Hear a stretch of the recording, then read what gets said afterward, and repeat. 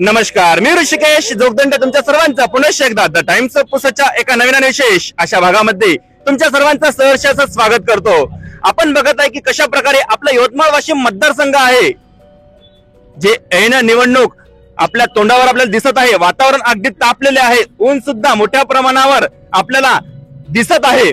आता नेमकं मतदारसंघामधलं कशा प्रकारे वातावरण आहे आता तेच जाणून घेण्यासाठी आपल्या चॅनल मार्फत सर्व राजकीय पक्षांचा चर्चात्मक कट्टा आपण आपल्या पुसद शहरातील स्वर्गवासी वसंतरावजी नाईक चौक पुसद येथे आज आयोजित केलेला आहे। या ठिकाणी सर्वप्रथम आपण जेवढेही इथे उपस्थित राजकीय पक्ष आहेत सर्वांचे आभार मानतो। आपण सर्वप्रथम सर्वांची ओळख करून देतो जेणेकरून तुम्हाला समजेल इथे कोण कोण उपस्थित राहिलेले आहे। आता इथे आपले जे एकनाथजी शिंदे शिवसेना हे इथे हजर आहेत, त्यानंतर भारतीय जनता पार्टी इथे हजर आहेत, त्यानंतर आपले वंचित बहुजन आघाडी तथा समन्वय जनता पार्टीचे कार्यकर्ते पदाधिकारी इथे हजर आहेत, त्यानंतर उद्धव बाळासाहेब ठाकरे शिवसेना हे इथे हजर आहेत, आणि त्यानंतर हे तर झाले सर्व राजकीय पक्ष। परंतु एक सामान्य जनता म्हणून आणि काही जे संघटना आहे त्यामधले सुद्धा व्यक्ती आपण घेण्याचा प्रयत्न केला आहे। तसे काही व्यक्ती इथे आपण बोलावलेले आहे, त्यांचं सुद्धा सर्वांचं इथे आपण स्वागत करू। सर्वप्रथम मी सर्वांना सांगू इच्छितो की कोणताही आपण इथे जे चर्चात्मक कट्टा भरलेला आहे पर्सनली घेऊ नये, त्या पद्धतीची वागणूक करू नये। सर्वांचे धन्यवाद। आणि विशेष म्हणजे आपला हा राजकीय कट्टा विकासात्मक दृष्टिकोनातून आपण घेणार आहे, त्यामध्ये शिक्षण, बेरोजगारी आणि पुसदचा विकास नेमका काय झाला, काय व्हायला पाहिजे होता आणि काय करण्यात येणार, या सर्व गोष्टी या सर्व बाबी आपण आजच्या भागामध्ये घेण्याचा प्रयत्न करणार आहे। सर्वप्रथम जे उद्धव बाळासाहेब ठाकरे शिवसेना आहे त्यांनाच आपण पहिला प्रश्न करू की तुमचा उमेदवार नेमका का निवडून आला पाहिजे। मित्रांनो, मागील 25 वर्षापासून शिवसेनेचा उमेदवार या मतदारसंघातून निवडून येते, परंतु निष्क्रिय असल्यानं या ठिकाणचा विकास झाला नाही। पुसद तालुका जे आहे ते दुर्लक्षित व वंचित राहिलेला आहे। तुम्हाला सांगू इच्छितो की यवतमाळ नागपूर नांदेड जे महामार्ग आहे ते दिग्रस दारवा पुसद मार्गात गेला असता तर पुसदचा विकास झाला असता, परंतु ते साधं काम ते करू शकले नाही। ते आपले महागाव मार्गे उमरखेड मार्गे आणलेला गेलेला आहे। त्याच प्रकारे पुसदची सर्वात मोठी समस्या म्हणजे रिंग रोडची आहे। दरवर्षी 2-3 विद्यार्थी आणि सर्वसामान्य गरीब माणूस आपल्या शिवाजी चौकात मृत्युमुखी पडतो। एक साधा रिंग रोडचं काम हे खासदार करू शकलेले आहेत, आता ते शिंदेगडात जाऊन बसलेले आहेत। मित्रांनो, पुसदचा सर्वांगीण विकास होण्याकरिता आपल्या परिसरातलाच उमेदवार या ठिकाणी उभा राहायला पाहिजे होता, परंतु भाजपवाल्यांनी नांदेड येथून आयात केलेला उमेदवार आम्हाला दिलेला आहे। आम्ही 25 वर्ष मागे गेलो, अजून 25 वर्ष मागे जायचं का हा प्रश्न मी तुम्हाला विचारतो। म्हणूनच आमचा उमेदवार सर्व दृष्ट्या योग्य आहे। माजी मंत्री आहे, त्याला कार्याची जाणीव आहे, 2-2 वेळा अपक्ष निवडून राहिलेला आहे। कोणत्याही प्रकार सर्वसामान्य जनतेचं काम करणारा हा उमेदवार आहे, म्हणून त्यांनाच निवडून द्यावं अशी विनंती करतो। आता यामध्ये जे उद्धव बाळासाहेब ठाकरे शिवसेना जे पक्ष आहे त्यांच्या मार्फत असं म्हटलं जातं की भारतीय जनता पार्टी मार्फत जे उमेदवार दिलेला आहे राजश्री पाटील या बाहेर गावच्या आहे, तर यावर तुमचं काय मत राहील? एक महिला म्हणून आपण त्यांच्याच मार्फत जाणून घेऊ, तुम्ही काय उत्तर देणार त्यांना? सर्वप्रथम ताईंना जो उमेदवारी दिलेली आहे, असं नाही की पहिल्यांदाच दुसऱ्या ठिकाणाहून उमेदवार आणलेला आहे। बऱ्याच वेळा आता मोदीजी पण दुसऱ्या ठिकाणाहून निवडणूक लढवल्या जाते आणि उमेदवार हे बाहेरचे नाहीच आहेत, त्यांचं हे माहेरघर आहे आणि माहेरघर हे स्वतःचं हक्काचं आहे। आणि सर्वात महत्वाचं म्हणजे बाबासाहेब आंबेडकरांनी जे संविधान लिहिलेलं आहे त्या संविधानाने त्यांना अधिकार दिला आहे इथे निवडणूक लढवण्याचा। आता या ठिकाणी जे आपल्याला असं दिसतं की जे महायुती आणि महाविकास आघाडी यांच्यामध्ये मोठ्या प्रमाणावर लढत असल्याचं राजकीय विश्लेषकांमार्फत बोलल्या जाते, परंतु त्यामध्ये जेव्हापासून वंचित बहुजन आघाडी या पक्षामार्फत त्यांचे राष्ट्रीय अध्यक्ष डॉक्टर प्रकाश आंबेडकर यांच्या मार्फत ज्या समन्वय जनता पार्टीचे उमेदवार आहेत प्राध्यापक डॉक्टर अनिल राठोड यांना जेव्हापासून पाठिंबा दर्शवला तेव्हा कुठेतरी चित्र बदलल्यासारखं आपल्याला दिसून आलं। आता ही घटना काय, ही बाब काय? आता जे वंचित बहुजन आघाडीचे तालुका अध्यक्ष आहे बुद्धरत्न भालेराव यांच्याच मार्फत जाणून घेऊ, नेमकं समनक जनता पार्टीलाच तुम्हाला पाठिंबा देण्याची गरज का पडली? सर्वप्रथम समनक जनता पार्टीला आमचं समर्थन देण्याचं कारण हे आहे की मागील 24 वर्षापासून समनक जनता पार्टी आणि गोरसेना ही मागील 24 वर्षापासून बंजारा समाजामध्ये सामाजिक लढा लढत आहे आणि आज जो उमेदवार समनक पार्टीने ते जाहीर केलेला आहे तो उच्च शिक्षित आहे, सामान्य माणसातून आलेला आहे. ज्या बंजारा समाजाचं मतदान इथं लाखोच्या संख्येनं आहे. महाराष्ट्रामध्ये असे 12 ठिकाण आहेत जिथं फक्त बंजारा समाजाच्या मतदानावर आपण आमदार निवडून आणू शकतो. त्या बंजारा समाजाला आज महाराष्ट्राच्या एकही लोकसभेचं एकही पक्षाने तिकीट दिलेलं नाही आहे. म्हणूनच वंचित बहुजन आघाडीने हिंगोली जिल्ह्यामध्ये बीडी चव्हाणच्या रूपामध्ये एक बंजारा समाजाचे उमेदवार दिलेले आहेत, ज्यांचं एवढं मतदान असताना तुम्ही त्यांना प्रतिनिधित्व देत नाहीत. म्हणूनच यवतमाळ वाशिम लोकसभेमध्ये वंचित बहुजन आघाडीच्या उमेदवाराचा फॉर्म रिजेक्ट झाल्याच्या नंतर श्रद्धेय बाळासाहेब आंबेडकरांनी बंजारा समाजाचे उमेदवार प्राध्यापक डॉक्टर अनिल राठोड यांना जाहीर पाठिंबा दर्शवलेला आहे. कारण की ते सामान्य परिवारातील आहेत. आपण मागील 60 वर्षापासून 70 वर्षापासून या तिन्ही पक्षाचा इतिहास पाहतो की हे निवडून तर येतात, पण सत्तेमध्ये गेल्याच्या नंतर सामान्य माणसापर्यंत पोहोचण्याची यांची नियत नसते. मागील 25 वर्षापासून आदरणीय भावनाताई गवळी वाशिम मतदारसंघाच्या खासदार आहेत, पण निवडणूक झाल्याच्या नंतर ताईचं एकदाही पुसरला किंवा आपल्या लोकसभेमध्ये दर्शन होत नाही, ही सत्य परिस्थिती आहे. आज हे पक्ष आपापसामध्ये भांडत आहेत की यांचा उमेदवार बाहेरून आणला, यांचा उमेदवार. मला सांगा, संजय भाऊ देशमुख सुद्धा बाहेरून आलेच आहेत. या अगोदर ते बीजेपी मध्येच होते आणि या गोष्टीची कुठेही गॅरंटी नाही आहे की संजय भाऊ देशमुख निवडून आल्याच्या नंतर बीजेपी मध्ये जाणार नाहीत. अशोकराव चव्हाण सारखे 2-2 वेळा मुख्यमंत्री राहिलेले काँग्रेसचे एवढे मोठे लीडर जर बीजेपी मध्ये जाऊ शकतात तर संजय भाऊ देशमुख का बीजेपी मध्ये जाऊ शकत नाहीत? इथं एकमेव असे उमेदवार आहे जे सर्वसामान्यांसाठी लढू शकतात, ते म्हणजे प्राध्यापक डॉक्टर अनिल राठोड साहेब आहेत. त्यामुळे श्रद्धेय बाळासाहेब आंबेडकरांना त्यांना पाठिंबा दिलेला आहे. जे आता वंचित बहुजन आघाडी आणि समनक जनता पार्टी मार्फत असं सांगण्यात येत आहे की जे तुमचे उमेदवार आहेत संजय देशमुख जर हे निवडून आले तर काय खात्री आहे की ते भारतीय जनता पार्टीमध्ये जाणार नाही? अहो, ते शिवसेनेचे पहिले जिल्हा प्रमुख होते, निष्ठावंत आहेत, अपक्ष म्हणून निवडून आले. त्या पक्षात स्वतः अपक्ष म्हणून 2दा निवडून आले आणि आता ते जर आले तर कोण्याही हालतीत पक्ष सोडणार नाहीत आणि कोणत्याही या बीजेपीच्या याला बळी न पडता ते शिवसेनेचंच काम करणार आहेत. त्यांनी ठाम शब्द दिलेला आहे उद्धव बाळासाहेब ठाकरेला. कठीण काळामध्ये जो मनुष्य उद्धव साहेबांच्या मागे ठामपणे उभा राहतो तो कधीही कोणत्याही लालसेला बळी पडून तिकडे जाणार नाही. कारण त्यांना भावनाताईचं उदाहरण त्याच्या पुढे आहे. भावनाताईला 5 वेळा या ठिकाणी ठाकरे घराण्यानं खासदार केलं, पण त्यांची आमची गरीब शिवसैनिक निष्ठावंत शिवसैनिक साथ सोडून मोदी साहेबांसारख्याला राखी बांधली आणि यावेळेस त्यांनी हा झालेला जो आमचा वटवृक्ष होता तो त्यांनी मुळासकट उपटून टाकला. तिकीटच दिलं नाही आणि उलट निष्क्रियतेचा धब्बा अजून लावला. आणि दुसरा निष्क्रिय धब्बा लावलेले हिंगोलीचे खासदार त्यांच्या पत्नीला यंदा त्यांनी तिकीट दिलं. आणि हे गोष्टी सांगतात आम्हाला की इकडल्या पक्षातून तिकडे जाणार नाहीत, हे ठामपणे पक्षात राहतील. आता यानंतर जे वंचित बहुजन आघाडी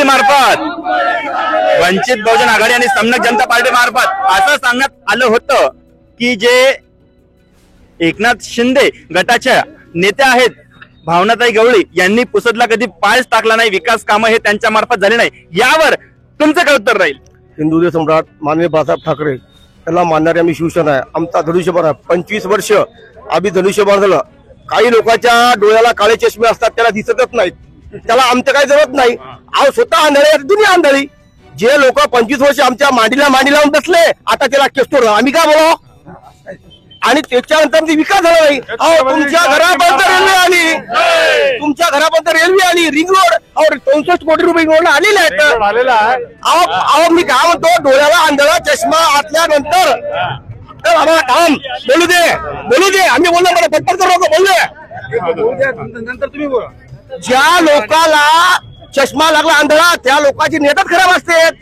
हा 5-5 वेळेला दर बदलणारे कोटा राहणार आपल्यासोबत बोबाटा 1992 संजय देशमुखची पार्श्वभूमी सांगतो. 1992 ला संजय देशमुख शिवसेनेमध्ये होते. त्यानंतर ते स्वतः अपक्ष राहिले. अपक्ष राहूनही शिवसेनेसोबत राहतो म्हणून लोकांना शब्द दिला आणि नंतर गद्दारी केली मातोश्रीवर आणि मंत्रीपद घेतला तिकडे लालच घेऊन. त्याच्यानंतर अजून पुढे जाऊन काँग्रेसमध्ये गेले. काँग्रेसमध्ये जाऊन पुन्हा अजून अपक्ष लढले. अपक्षाच्या नंतर अजून भाजपमध्ये गेले. भाजपमध्ये गेले 2019 निवडणूक अजून अपक्ष लढली. अशा पद्धतीचा एवढा 5-5, 6-6 पक्ष बदलवणारा नेता इथे आणि ते आम्हाला निष्ठा शिकवणार आहे. आम्ही 65 पासून धनुष्यबाणावर आधी धनुष्यबाणावर पुढे धनुष्यबाणावर जाऊ. अशा गद्दार माणसाला आम्ही कदापि यामध्ये एक सर्वात मोठा आणि महत्वाचा विषय एक सर्वात महत्वाचा विषय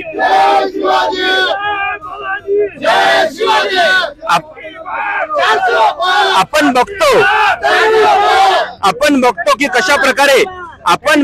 कशा प्रकारे उमेदवार हे कोणतेही पक्षाचे असो ते आपापलेच गुणगान गातात, परंतु भरडले जाते ते मतदारसंघ, भरडले जाते तिथलची जनता, तिथलचे जे प्रश्न आहे, स्थानिक प्रश्न आहे जे उचलायला पाहिजे, जो विकास व्हायला पाहिजे.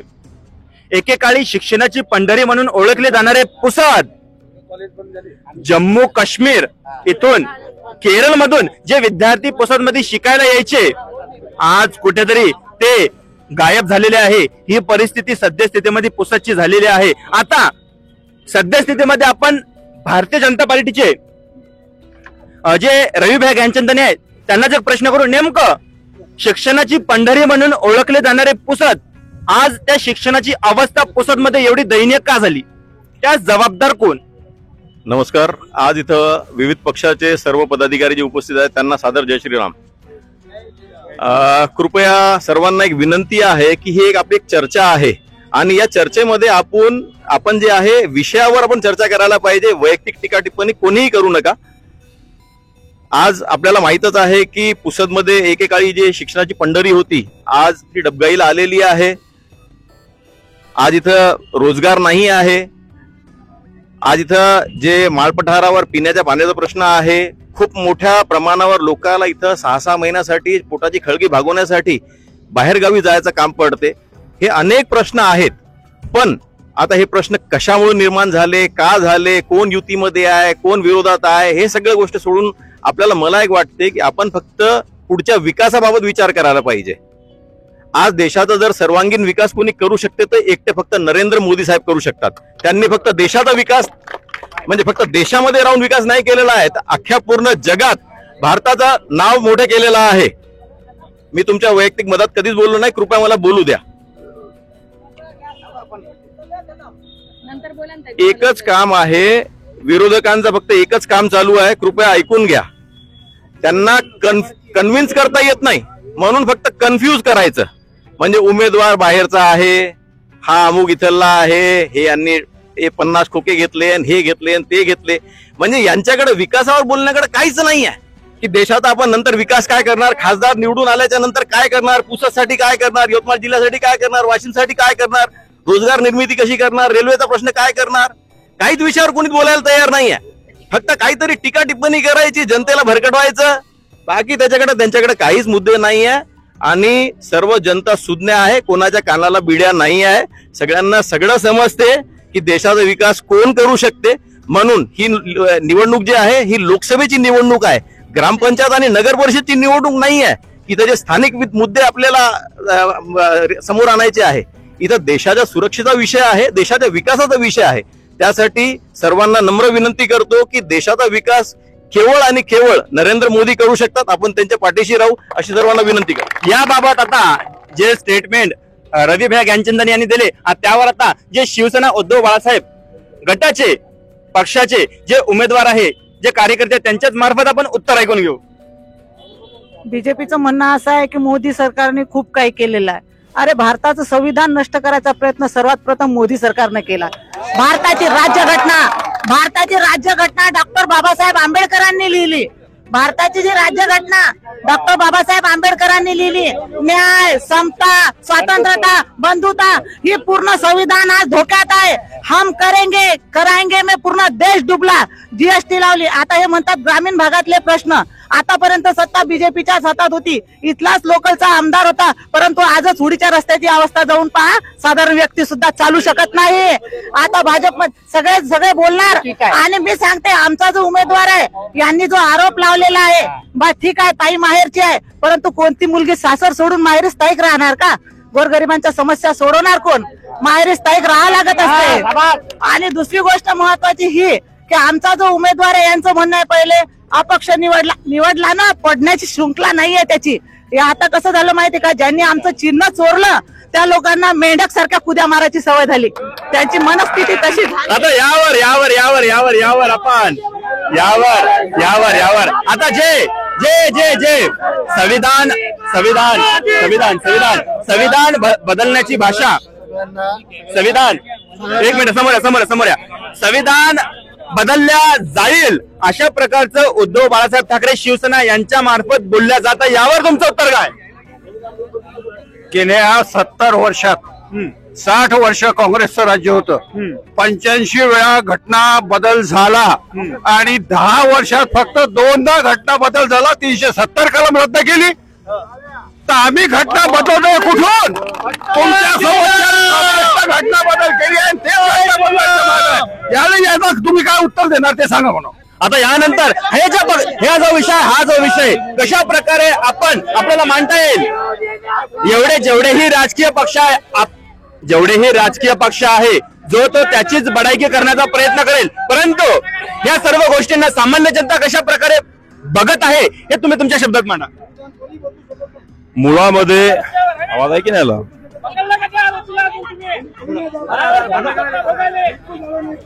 उद्धवरत्न बोलतोय, आता घेतोय तो विषय. संविधान किती लोकांच्या घरात आहे विचारतोय एकदा. उपस्थित सर्वांना सस्ते जेजुजाऊ, आज पुसद येथे वाशिम आणि यवतमाळ मतदारसंघाबद्दल, उमेदवारीबद्दल आणि राजकीय चर्चा म्हणून आपण सगळे एकत्र आलेले आहोत. आणि या चर्चेमध्ये सर्व पक्षाची लोक आहेत, सर्वजण आपापले मुद्दे मांडत आहेत. मुळात ही निवडणूक लोकसभेची आहे, ही देशाची निवडणूक आहे. आणि या देशाच्या निवडणुकीसाठी या देशाचे मूलभूत प्रश्न काय आहेत? जय श्रीराम म्हटल्याने कोणाचंही पोट भरत नाही. या देशाचे मूलभूत प्रश्न आहे बेरोजगारी, शेतकऱ्यांच्या आत्महत्या, स्त्रियांवर होणारे अनन्य अत्याचार, शिक्षणाचे बाजारीकरण, बेरोजगारी आणि अशा विविध समस्या या देशामध्ये आहेत. आणि या समस्याचं निराकरण जो कोणी करेल त्याच्या पारड्यात या देशातली आता जनता जाणार आहे. खूप झालं आहे. आपण ऐकतोय 2014ची निवडणूक, त्या निवडणुकीतला आपण संदेश ऐकला, चलो चले मोदी के साथ, छत्रपती का आशीर्वाद. लाज वाटायला पाहिजे. 5 वर्ष झाले शिवस्मारकाची अजून वीट लागलेली नाही आहे. 2000 करोड खर्च केला. ज्या छत्रपतीच्या नावावर मतांचा जोगवा मागतात त्या छत्रपतींचा तिथे फोटो बघा, त्या छत्रपतींचा फोटो बघा. त्यांच्या नावावर मतांचा जोगवा मागणारे, त्या छत्रपतींचं नाव वापरणारे आज त्यांचा सुद्धा विचार करत नाहीयेत. या देशामध्ये आज ज्या पद्धतीने हुकुमशाही सुरू आहे, या देशामध्ये या देशामध्ये ज्या पद्धतीने हुकुमशाहीची पावलवाट सुरू झालेली आहे, या देशातली विकसनशील जो मार्ग असायला पाहिजे तो मार्ग न अवलंबता इथे हिटलरशाही सुरू झाली. इथली डेमोक्रेसी नष्ट करण्याचं काम सुरू झालेलं आहे. म्हणून या देशातलं संविधान जर वाचवायचं असेल, जर संविधान वाचवायचं असेल तर सगळ्यांनी एकत्र आलं पाहिजे. काय कारण आहे 400 पारच्या नाऱ्याचं? आज भारताची स्थिती बघा, घटनेमध्ये आमूलाग्र बदल करण्यात आलेले आहे. असे अनेक विषय आहेत की ज्या विषयामध्ये त्या घटनेबद्दल बोलणारे अनेक लोक आहेत. घटनेचं पूर्वी वाचन करा, घटनेचा अभ्यास करा, घटनेच्या तरतुदी बघा, घटनेची प्राथमिक मूल्य बघा. प्राथमिक मूल्यांमध्ये ज्या पद्धतीने यस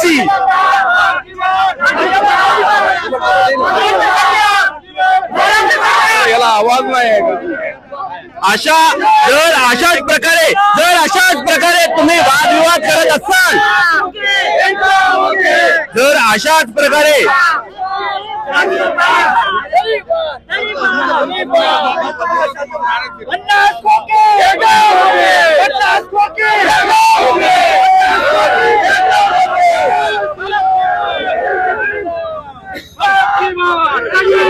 नटवर भैया असंच तुम्ही जर बोलत असाल, असंच एकमेकांचे पाय खेचण्याचा प्रयत्न करत असाल तर जी चर्चा इथं व्हायला पाहिजे ती चर्चा होणार नाही, हे तुम्ही लक्षात ठेवा. जनता तुमच्यावर विश्वास ठेवून इथं तुम्हाला उभं केलेलं आहे जनतेनं. तुम्ही जनतेचं प्रतिनिधित्व करायले, तुम्ही स्वतः बदलचा इथं कोणताही वैयक्तिक असा तुम्ही अंगावर घेऊ नका. जी चर्चा आहे ती आपल्या पुसदच्या यवतमाळ वाशिम मतदारसंघाच्या विकासात्मक चर्चेसाठी आपण इथे आलेलो आहे. मुळात आता जो तरुण वर्ग आहे, शांती समोर या. मुळात जो तरुण आपण बघत आहे की कशा प्रकारे तरुण बेरोजगारी अशा प्रकारच्या मोठ्या प्रमाणावर बोलले जाते. नेमकं आपल्या यवतमाळ वाशिम मतदारसंघाची तरुणांची परिस्थिती काय, पुसदचे तरुण पुन्हा मुंबई अशा ठिकाणी जाऊन काय रोजगार करत आहे ते तुम्ही सांगा. आता सुरुवातीला हा पहिलं एक न्यूज चॅनल आहे की ज्यांनी एका सामान्य माणसाला बोलायची एक संधी दिलेली आहे. कारण की आतापर्यंत जिथे कुठे आपण प्रोग्राम पाहतो फक्त पक्ष आणि पक्षाचे कार्यकर्ते, पण सामान्य जनतेचं ऐकतं कोण? आता आम्ही ज्या पद्धतीने, आम्ही एक सामान्य, आम्ही कार्यकर्ता नाही, आम्ही सेवक आहोत. आम्ही ज्या क्षेत्रामध्ये काम करतो, मी आरोग्य क्षेत्रामध्ये जे थोडंफार काम करतो तर त्या संदर्भात जसं की आता आपण पुसद मधले आहे आणि हे सर्व पक्षाचे जे कोणते आपले कार्यकर्ते आहेत हे सगळे आपण पुसद मधले आहे. तर पुसदसाठी आतापर्यंत आपण आरोग्य क्षेत्रामध्ये जे कोणत्या पक्षाचं आधी सरकार होतं आणि यानंतर ज्या कोणत्या पक्षाचं होईल, पण त्यांनी समोर चालून पुसदच्या विकासासाठी काय करायला पाहिजे.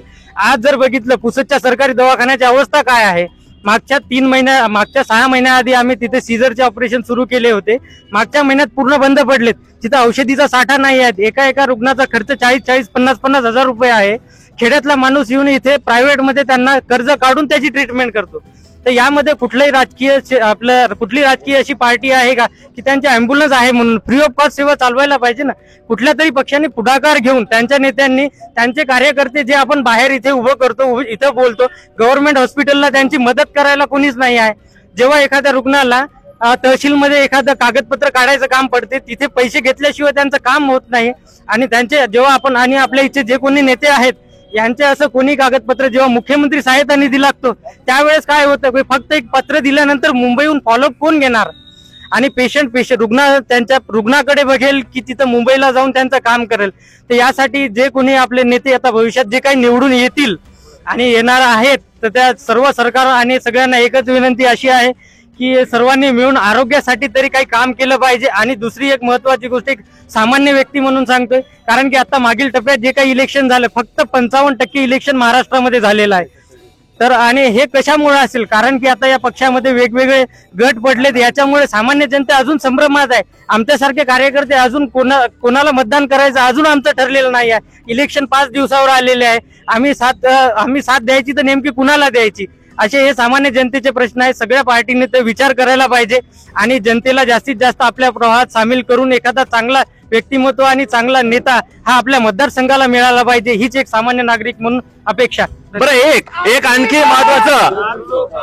आणखी महत्वाचं यामध्ये विविध पक्षांमार्फत यावर्षीचा जाहीरनामा घोषित होईल. परंतु आता जी भारतीय जनता पार्टी आहे, नेमकं 2024 मध्ये तुमचा काय जाहीरनामा तुम्ही समोर आणाल किंवा आणला असेल, नेमकं जनतेने त्याकडे कसं बघितलं पाहिजे.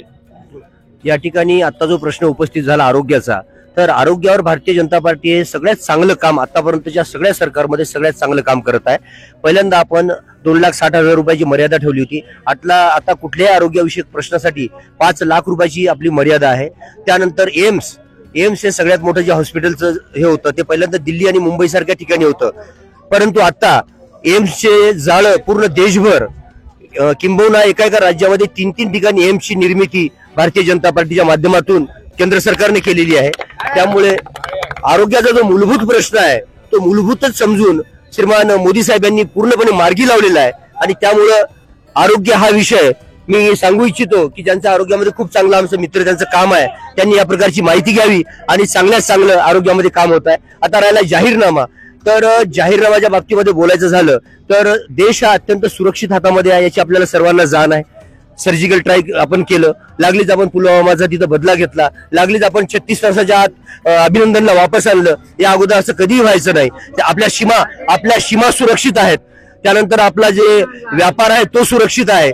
छोट्या छोट्या जे गोष्टी असतात, आता एका जणाने लिहिलं की बाबा सोयाबीनचा भाव, सोयाबीनचा भाव पाहताना आपण हळद 20,000वर गेली हे का पाहत नाही? सोयाबीनचा भाव पाहत असताना कापूस आता 8,000वर गेला हे का पाहत नाही? सोयाबीनचा भाव पाहत असताना तूर 11,000वर गेली हे का पाहत नाही? तर ह्या गोष्टी सुद्धा पाहणं अत्यंत गरजेचं आहे.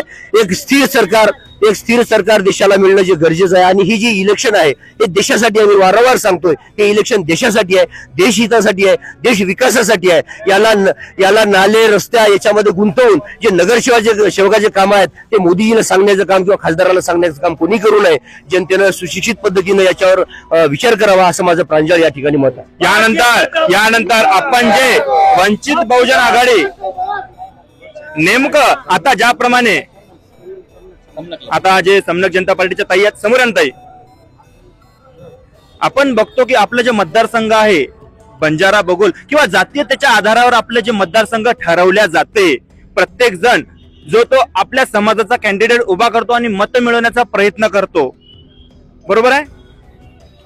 नेमकी जी निवडणूक जातीपातीला न मानता विकासात्मक कामाला पाहून व्हायला पाहिजे, कुठेतरी आपल्या पुसदचं जातीयतेच्या आधारावर ठरवण्याचं समीकरण आपल्याला दिसून येते का? किंवा तशा प्रकारची कुठेतरी आपल्याला जे काही बदल घडताना दिसत आहे का? जातीय समीकरणच जास्त दिसून येते राजकारणामध्ये.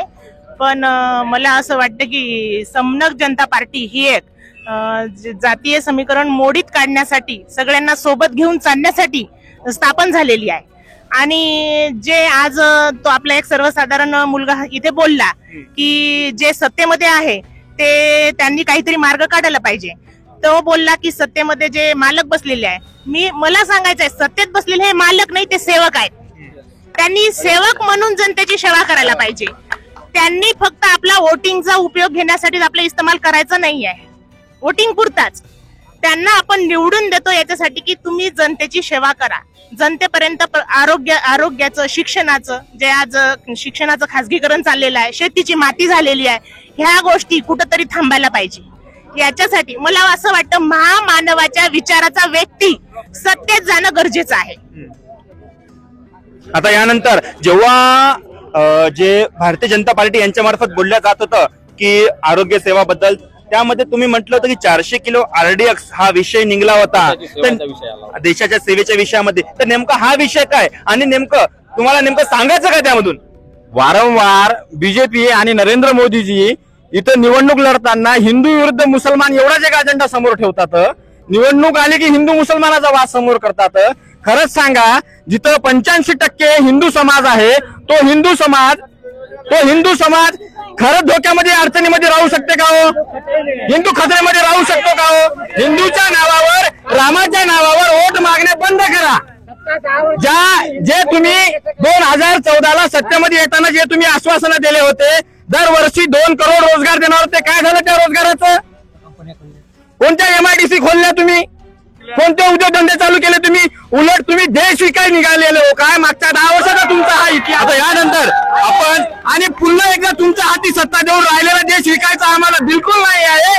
म्हणून संविधानाला मानणाऱ्या, आंबेडकरी विचारधारेला चालणाऱ्या, बहुजनांच्या विचारावर चालणाऱ्या कोणत्याही पक्षाला आम्ही मतदान करून निवडून आणणार आहोत. तुमचे ढोंग बंद करा.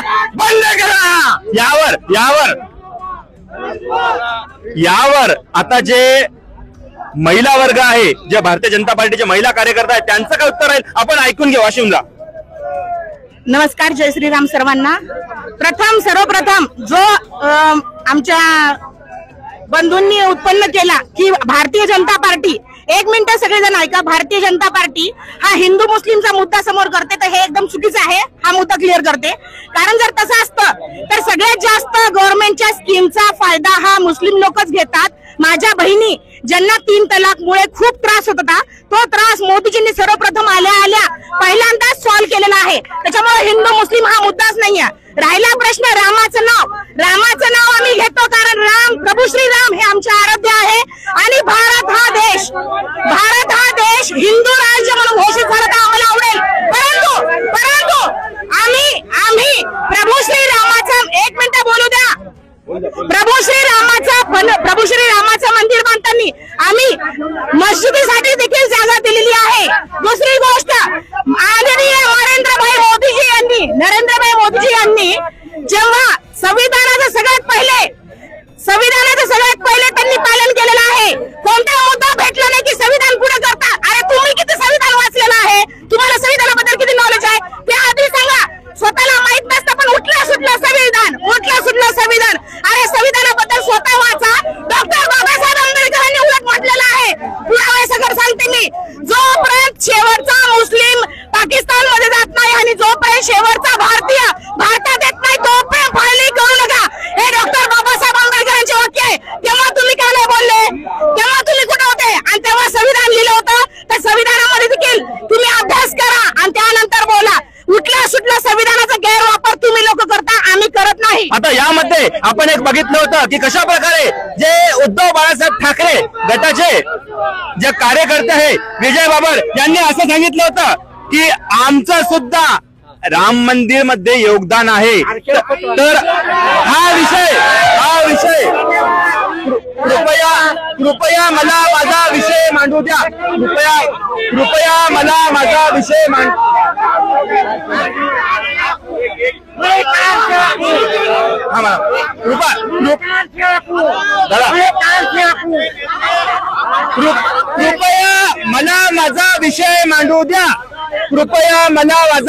मांडू द्या.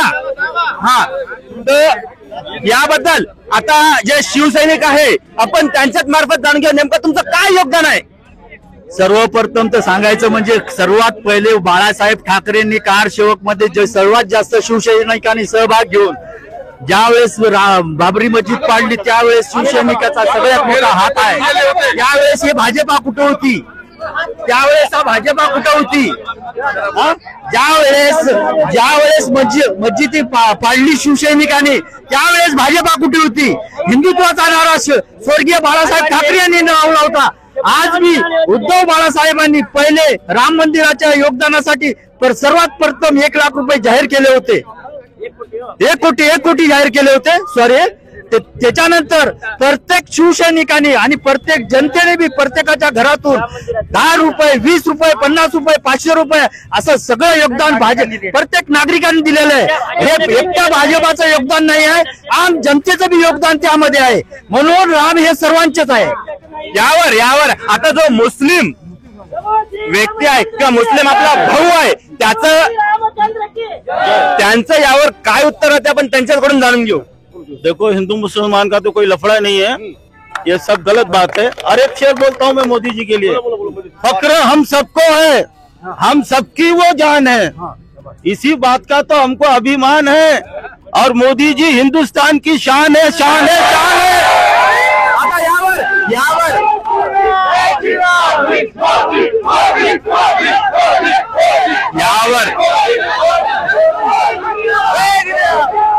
जे उद्धव बाळासाहेब ठाकरे गटामार्फत असं सांगितलं जात होतं की राम मंदिर मध्ये त्यांचं मोठं योगदान आहे. तर तुम्ही कशा प्रकारे तो विषयाचं उत्तर द्याल. श्रद्धेय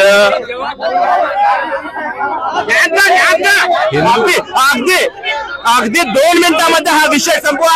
आपल्याला मूळ विकासात्मक विषयावर यायचं आहे. अगदी 2 मिनिटात संपवा. हिंदू हृदय सम्राट श्रद्धेय बाळासाहेब ठाकरे यांचे आम्ही आजही खंदे संपर्कात आहोत. पण बाळासाहेब ठाकरे यांच्या सर्व आचारांना, त्यांच्या विचारांना तिलांजली देण्याचं काम उद्धव ठाकरे यांनी केलेलं आहे.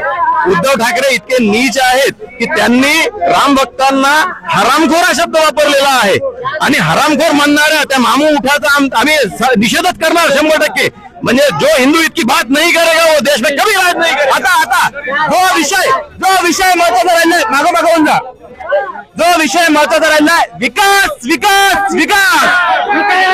काय म्हटलं तुम्ही? सूत इथला विकास इथले सूतगिरणी जी आहे ती विकली आहे. कोणी विकली? हा, इथल्या स्थानिक आमदारांनी जे सत्ता आली हे त्यांच्या सोबत आहेत आज विकणाऱ्या सोबत. विकासाबद्दल काही नाही. इथला हा पैशाला फुगे गिनीज मशीन. इथं उपस्थित एकाही नेत्यानं, त्याच्या कार्यकर्त्यांनी, त्याच्या पक्षांनी जेव्हा लोकसभेची निवडणूक चालू झाली, एका तरी शेतकऱ्याच्या बांधावर जाऊन भेट दिली का? पुसदचा शेतकऱ्याची अवस्था एवढी हवालदिल झालेली आहे. एपीएमसी बंद आहे, त्याला त्याचा माल बाहेर मार्केटमध्ये आणून विकावा लागतो. जो माल मार्केटमध्ये 4,000 5,000 रुपये क्विंटलनं जातो, त्याला बाहेर तेच 2,500 रुपये 2,600 रुपये क्विंटलनं विकला जातो. या प्रश्नाकडे कोणत्या तरी राजकीय नेत्यांनी बघितलं का? आता यावर एक एक पक्षाची भूमिका घेणार आहे. टीका टिप्पणी बंद करा. दादा नाही एक मिनिट. टीका टिप्पणी बंद करा. इथं विकासात्मक दृष्ट्या आपण बोलण्यासाठी आलेलो आहे. आता जे दादा आहेत, नेमकं मी हे प्रश्न संजय भाऊ देशमुख यांना सुद्धा केला होता, त्यांची जेव्हा मी मुलाखत घेतली होती. शेतकऱ्यांचं नाव घेणारे तुम्ही नेतेगण कधी त्यांच्या बांधावर जाऊन बघितलं का? असं मी स्वतः संजय भाऊ देशमुखांना प्रश्न विचारला होता. यावर आता तुम्ही त्यांच्या कार्यकर्ते काय उत्तर द्या? तर या संदर्भामध्ये सर्वांना मी जय महाराष्ट्र आणि एक सगळ्यात महत्वाचा मुद्दा सांगतो. ही जे निवडणूक आहे ते देशासाठी आहे. यामध्ये देशाचे मुद्दे अतिशय महत्वाचे आहेत. पहिला मुद्दा आहे की मोदी साहेबांना 2014 मध्ये लोकांनी निवडून दिलं, त्यावेळेला त्यांनी जे आश्वासन दिलेले होते ते सबका विकास. परंतु आपण जर बघितलेलं असेल की मोदी साहेबांनी 2014 पासून ते आतापर्यंत कुठलाही जनतेचा विकास केलेला नाही. उलट पहिल्यांदा मोदी साहेबांच्या काळामध्ये भारतीय दिल्लीला भारतीय घटना जाळली, त्यावेळेस सुद्धा मोदी सरकार साहेब एक शब्द सुद्धा बोलले नाहीत. आणि दुसरी गोष्ट, मोदी साहेब महिलांचा सन्मान, मोदी साहेब महिलांचा सन्मान सांगतात. मणिपूरमध्ये आदिवासी महिलेवर बलात्कार केला, तिचा मर्डर केला, तरी देशाचा पंतप्रधान बरेच शब्द बोलत नाहीत. या देशाच्या पंतप्रधानांना आपण काय म्हटलं पाहिजे? आणि स्वतःची बायको सन्मान सांगते की स्वतःची बायको सुद्धा मोदी साहेबांनी सोडलेली आहे आणि ते सांगतात की आम्ही महिलांचा सन्मान. जे स्वतःची बायको सांभाळू शकत नाही ते देशाच्या. आता हा प्रश्न भारतीय जनता पार्टीच्या जे महिला कार्यकर्ता आहेत त्यांच्याच मार्फत आपण जाणून घेऊ. तुमचं त्यांना प्रत्युत्तर काय राहील? सर्वप्रथम तर मी सांगते की ताईंनी सांगितलंय, शहराध्यक्ष आहेत त्या ताईंनी सांगितलंय की भारतीय जनता पार्टीचे लोक हे संविधान बदलायला चालले आहेत. पण मी सांगते कि जब तक चांद सूरज रहेगा तब तक संविधान कोई नहीं बदल सकता. जय. आणि हे महिलांच्या बाबतीत बरेच प्रश्न त्यांनी उचललेले आहेत. पण महिलांना सक्षमी करण्यासाठी भारतीय जनता पार्टीने जे कामं केले आहेत ते कोणताही पक्ष करू शकत नाही. आणि आताच मोदीजींची जी यवतमाळमध्ये सभा झाली आहे, त्या यवतमाळच्या सभेमध्ये प्रत्येक बचत गटाच्या महिलांना त्यांनी आपल्या रोजगार निर्मिती केलेली आहे. त्याचप्रमाणे ड्रोन दीदी ही योजना काढलेली आहे. आणि इथे ज्या महिला शहराध्यक्ष आहेत त्या स्वतः सुद्धा उज्ज्वला गॅस योजनेच्या लाभार्थी आहेत. त्यांना विचारून घ्यावं की त्या उज्ज्वला गॅस योजनेच्या लाभार्थी आहेत की नाही आहेत. महिला सक्षमीकरणाचं जेवढं काम भारतीय जनता पार्टीने केलंय, जेवढं काम नरेंद्र मोदींनी केलंय, तेवढं कोणत्याही पक्षाने आजपर्यंत केलेलं नाही. हे सत्य आहे, ही काळ्या दगडावरची रेष आहे. तुम्हीच उज्ज्वला योजनेचे लाभार्थी आहात असं त्यांचं म्हणणं आहे. तर यावर तुमचं काय म्हणणं आहे? आता अगदी 2 मिनिटांमध्ये ताईंनी सांगितलं की नरेंद्र मोदींनी प्रत्येक बचत गटाला दिलं ना, यवतमाळमध्ये बोलवलं आणि प्रत्येक बचत गटाच्या महिलांना सांगितलं तुम्हाला 15,000 खात्यात पडतील, रुपया पडला नाही, फाटक्या साड्या दिल्या. आणि आता दादांनी विचारला प्रश्न की बा आमच्या देशमुख सरांनी शेतकऱ्यांच्या कोणाच्या बांधावर गेलं का? त्यांची ही कार्यकर्ता आणि हे सर्व कार्यकर्ता आम्ही शेतकऱ्याच्या प्रत्येक धुऱ्यापर्यंत गेलो, गोरगरिबांच्या जनतेचे प्रश्न ऐकले आम्ही, शेतकऱ्याच्या आत्महत्या. बरं तुम्ही लाभार्थी आहे की नाही? बिलकुल नाही, बिलकुल नाही. अरे हे चोर आम्हाला काय देतील? हे स्वतः चोर आहे, हे स्वतः चोर आहे. आम्हाला काय देतील? आमचं चोर आम्हाला जीएसटी लावतात, आता गॅस आम्हाला देतात. यावर जे सामान्य व्यक्ती आहेत, आता जे आपले स्वप्नील भाऊ आहेत त्यांची सुद्धा प्रतिक्रिया येणं महत्वाचं आहे. नेमकं तुम्ही युवा उद्योजक आहेत, तुमचं पुसदमध्ये हॉटेल सुद्धा आहे. पहिलीची परिस्थिती आणि आताची परिस्थिती नेमकी तफावत काय हे तुम्ही तुमच्या शब्दात सांगा. सगळ्यात पहिले तुम्ही या ठिकाणी सर्व पक्षांना या ठिकाणी बोलवलं आणि डिबेट घेतली, खूप चांगलं वाटलं, धन्यवाद तुमचा. पहिली गोष्ट म्हटल्यावर सर्वांनी ऐकून घ्या, फक्त खूप विषयाचं आहे. हे म्हणतात अबकी बार 400 पार, हे आतापर्यंत का नाही म्हणत? अबकी बार हॉस्पिटल 400 पार, अबकी बार तुम्हाला IIT 400 पार. आतापर्यंत 25 वर्षापर्यंत यांनी काय बोललेलं नाही. दुसरे 400 पार तुम्ही हॉस्पिटल, एम्स हॉस्पिटल 400 पार यांनी दाखवायला पाहिजे. हे लोक म्हणतात झालेच म्हणून 400 पार हॉस्पिटल यांनी दाखवायला पाहिजे. व्हॉट्सअप युनिव्हर्सिटीचा यांचा अभ्यास आहे. दुसरी गोष्ट, छत्रपतींच्या नावाने हे लोक नेहमीच मागतात. 2014ला सुद्धा छत्रपतींचा साथ आणि छत्रपतींच्या नावाने यांनी सांगितलेलं वरती सर्वात मोठा मुद्दा आहे छत्रपतीचा फोटो या ठिकाणी किती छोटा लावलेला आहे. एकच मुद्दा आहे, यांनी स्वतःला चुका यांनी लक्षात घ्यायला पाहिजे, माफी मागायला पाहिजे. मी म्हणतोय छत्रपतींचा या ठिकाणी यांनी छत्रपतींची माफी मागायला पाहिजे. आम्ही सामान्य जनता या ठिकाणी यांना एक शब्द मागतो. दुसरी गोष्ट या ठिकाणी दुसरी गोष्ट, खासदाराचा मुद्दा यांनी उचललेला आहे. आतापर्यंत राजश्री हेमंत पाटील, मानलेताई, आता म्हणले हे लावत आहेत नावं, यांनी आतापर्यंत यवतमाळ आणि वाशिम जिल्ह्याच्या मध्ये विकासाच्या दृष्टीने यांचा मॅनिफेस्टो काय आहे यांनी सांगायला पाहिजे. मॅनिफेस्टो आतापर्यंत यांनी दिलेलं नाहीये. बेरोजगारी वाढत आहेत. या ठिकाणी पोलीस भरतीचा GR लागू होऊन 6 महिन्याच्या नंतर पोलीस भरती लागू होते, त्याच्यानंतर 6 महिन्याच्या नंतर त्याचा निकाल होतो, म्हणजे 1 वर्षाच्या नंतर त्याचा रिझल्ट येतो. म्हणजे त्यापैकी तो एज बार सुद्धा झालेला आहे, त्याच्यानंतर त्याला काहीच उपयोग नाही. दुसरी गोष्ट, आतापर्यंत इतक्या सरकारी गव्हर्नमेंटच्या जागा खूप खाली आहेत. आतापर्यंत या लोकांनी सांगायला पाहिजे, महाराष्ट्र गव्हर्नमेंटने किंवा केंद्रातल्या याच्यावरती अग्निवीर सारखी अशी एक अग्निवीर सारखी तुम्ही एक योजना आणलेली आहे. ज्या मुलाला 35 वर्ष जर देशासाठी जर काढायचं असेल तर 4 वर्षामध्ये हे कोण बोलतात की 4 वर्षामध्ये तू देशसेवा कशाला हे करता म्हणून. आजच्या गोष्टीला या गोष्टीमध्ये यवतमाळ जिल्हा इतका मागासलेला आहे. 25 वर्षापासून एवढा मागासलेला जिल्हा यवतमाळ जिल्ह्याची नोंद झालेली आहे. याबद्दल हे काही म्हणत नाही. अरे विकासाबद्दल बोला ना तुम्ही. विकासात तुम्ही काय केलेलं आहे 10 वर्षाच्या मध्ये यवतमाळ जिल्ह्यासाठी काय केलेलं आहे? पुसदचा बंजारा बगुल जो समाज आहे तो आजही माळ पठारावरचा जो बंजारा समाज आहे किंवा पुसद मधले बहुतांशी तालुके जेवढेही तांडे आहेत त्यामधले जेवढे बंजारा समाज माझे बांधव आहे मोठ्या प्रमाणावर ऊस तोडीसाठी जात आहे. आपणही बंजारा समाजाचे एक कार्यकर्ते आहात, त्यामधले आज समन्वय जनता पार्टीचे कार्यकर्ते आहेत. नेमकं ही बंजारा समाजावर आलेली परिस्थिती काय किंवा का आली, नेमकी याची गरज का पडली एवढी बंजारा समाजास बाहेरगावी जाण्याची किंवा फक्त ऊसतोडीमध्येच आपला उदरनिर्वाह आपले आयुष्य घालवायची? या देशात खरी जे राजनीती चालत आहे ती पैशाच्या जोरावर आणि ते आपले प्रॉपर्टीच्या जोरावर चालत आहे. जे अर्थी येतं मोठे मोठे लोक येतात आणि त्याच्यामध्ये त्यांचे खुर्च्या खाली असतात, ते दाखवत नाही. आणि हा मीडिया एक आतंकवादीपेक्षा जास्त बेकार आहे. आतंकवादी एके जागी हल्ला करतो, मीडिया 100 जागी हल्ला करतो. आणि इंग्रज जाण्याच्या नंतर या देशातला शिक्षण व्यवस्था खतम झालेली आहे. या देशाची बेरोजगारी दिवसेंदिवस वाढत आहे. आपण विकासावर न बोलता, देशावर न बोलता, देशाची परिस्थितीवर न बोलता देवावर धर्मावर बोलणे हे महत्वाचा मुद्दा नाही आहे. तर या देशात संविधान, आता ताईनं सांगितलं की बा संविधान तुम्ही वाचलाय का, संविधान तुम्ही वाचलाय का म्हणता. संविधानची सिस्टीम आहे, सिस्टीम अशी आहे जिन लोगों का संख्या में रहेगा, वोट उनका ज्यादा रहेगा तो उनकी भी राजनीति में हिस्सा रहना चाहिए।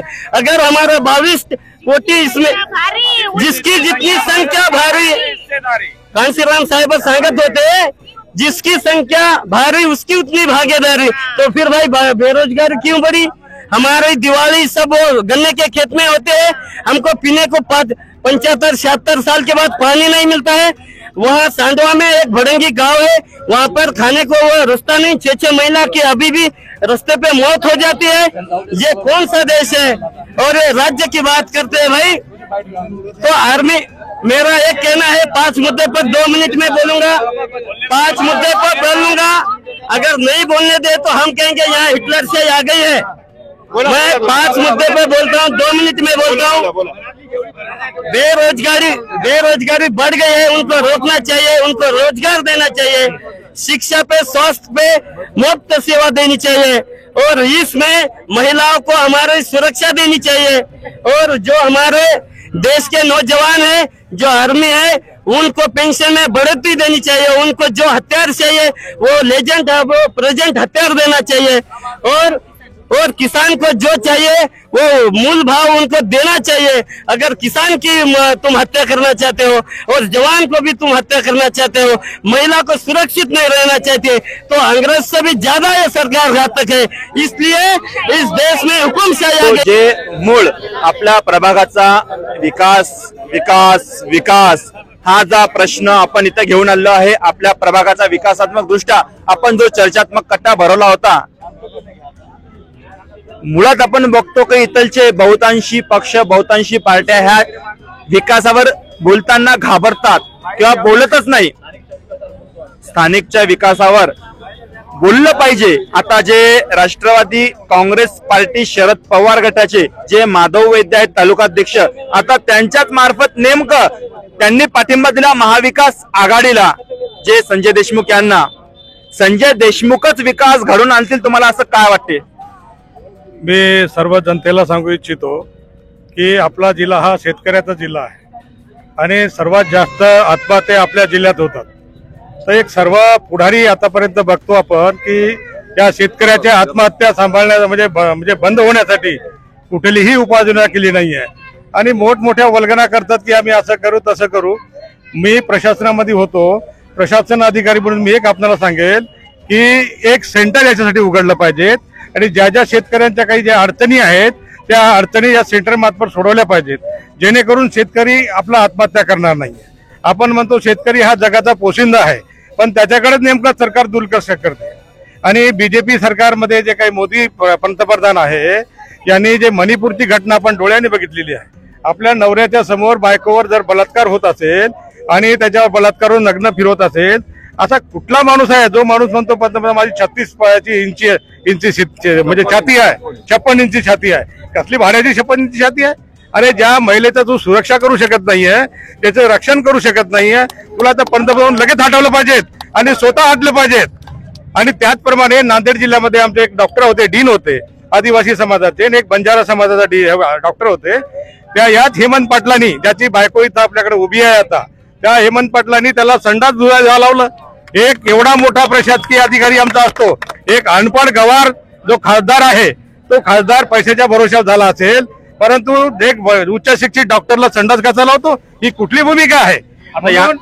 अशा प्रकारच्या जे काही जिथे त्यांची पत्नी उभी आहे याला कुणीही मतदान करू नये, आणि जे कोणी आपल्या शेतकऱ्याची बाजू घेईल, शेतकऱ्यासाठी जे प्रयत्न करतील, आम्ही आमच्या पक्षाच्या वतीने संजय भाऊ देशमुख उभे आहेत, आणि जेव्हा खासदार होतील त्यावेळी आम्ही निश्चित एक सेंटर उघडू आणि त्यामार्फत शेतकऱ्यांची आत्महत्या होणार नाही याची आम्ही काळजी घेऊ। आता जे आपण इथं बघतो की विधितज्ञ इथं जे राजे भैया आहेत इथं उपस्थित आहे। आता आपण बघतो की बऱ्याच वेळा असे आरोप होतात की संविधान बदलल्या जाईल, संविधान बदलल्या जाईल, तशा प्रकारची भूमिका खरंच घेता येऊ शकते का, किंवा तसे प्रावधान आहे का? अगदी 2 मिनिटांमध्ये संविधान बदलण्याचा जो विषय आहे हा संविधानिकच विषय आहे। यापूर्वी सुद्धा संविधान बदलण्याच्या पद्धती या झालेल्या आहेत, परंतु त्या एका पद्धतीने झालेल्या आहेत, आणि त्याच्याही पलीकडे जाऊन जर विचार केला तर हा मुद्दा या निवडणुकीच्या हिशोबानं विचारात घेत असताना फार काळजीपूर्वक हाताळणं भाग आहे।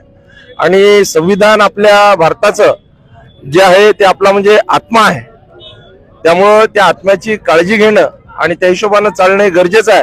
आणि याच्याही पलीकडे जाऊन मला एक असं सांगायचं आहे की यापूर्वी जे मोठ्या राजकीय पक्षाचे आणि खुद्दारीच्या विपरीत वागलेले लोक जे आता होते परंतु आता इथून गेलेले आहेत, यापूर्वीच्या सगळ्या मुलाखतींमध्ये हलकल्लोळ माजवून त्या काही पूर्ण होऊ दिल्या नाहीत. परंतु आता त्यांनी ही क्लिप जरूर बघावी की देशाच्या सुरक्षेचा मुद्दा जो ते सांगतात तर त्यांनी सिंहावलोकन करणे गरजेचं आहे. कारगिल युद्धाच्या आधी भारत राज्यावर शेजारी राज्याकडून भारताच्या सीमेबद्दल अनेक वेळा वाद उत्पन्न झाले. त्यावेळेस ते सैनिक कोणत्या राजकीय पक्षाचे नव्हते, ते भारतीय नागरिक होते. आणि आज जे कोल्हेकुळी चालू आहे की बा हा निवडणुकीचा भाग आहे, देशाच्या सुरक्षेचा भाग आहे. देशाची सुरक्षा ही नक्कीच जो कोणी शासक असेल त्याला ती काळजीपूर्वक करायची आहे. तर परंतु आम्हीच करून आम्ही करणार नाही ही जी भूमिका आहे आणि जी पद्धत ज्या प्रकारे सांगितल्या जाते आणि भाबड्या जनतेला ज्या प्रकारे सुनावल्या जाते ही पद्धत चुकीची आहे. आणि अशा अनेक युद्धांमध्ये भारतीय सैन्यांनी विजयच मिळवलेला आहे. तेव्हा या तथाकथित पक्षाचा उदय सुद्धा नव्हता, हे प्रकर्षाने इथं सांगायचं आहे. त्यामुळं जे मुद्दे निवडणुकीचे आहेत, जे विकासाचे आहेत, जे खरोखर जनतेच्या कामाचे आहे, शेतकऱ्यांच्या कामाचे आहे, किंवा ज्या पद्धतीनं अर्बन एरिया असेल, रूरल एरिया असेल, तिथे कसं पोचायचं, तिथल्या लोकांच्या समस्या कशा जाणून घ्यायच्या, त्या हे कसं करायचं, तर हे इलेक्शन आता